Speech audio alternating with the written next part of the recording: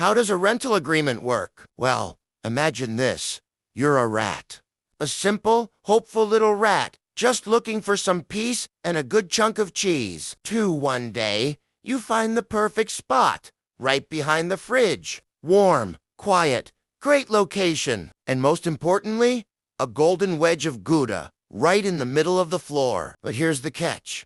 That cheese, it's not yours. It belongs to a well-dressed cat named Don Gatto. And if you want to stay there, you have to sign a rental agreement. Sounds fair, right? He gives you access to the cheese, and you pay in slices.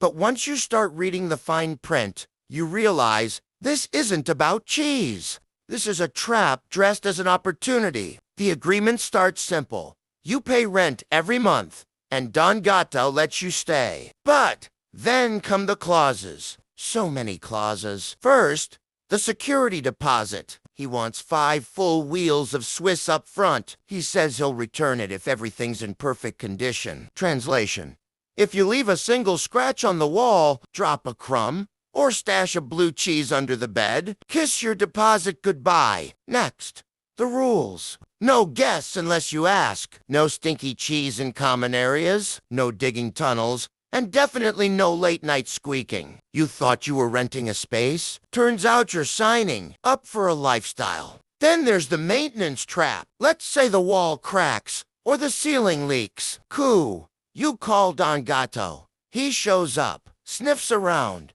and says, "That's because you stored provolone up there. That's on you." But if it's something structural, he might fix it eventually.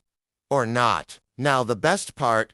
Late rent. If you're even a few days behind, maybe the cheese market was rough that week. Maybe you had a medical emergency involving a glue trap. It doesn't matter. Don Gatto shows up on day 5 with a broom and a notice. Vacate immediately. And let's not forget, leaving early. If you try to move out before the lease ends, you'll face fees, fines, and the wrath of contract law. You'll need to give notice, pay penalties, and clean the place like you were never there. And still, no deposit. A rental agreement isn't just a piece of paper. It's a cheese-wrapped set of rules designed to protect one side.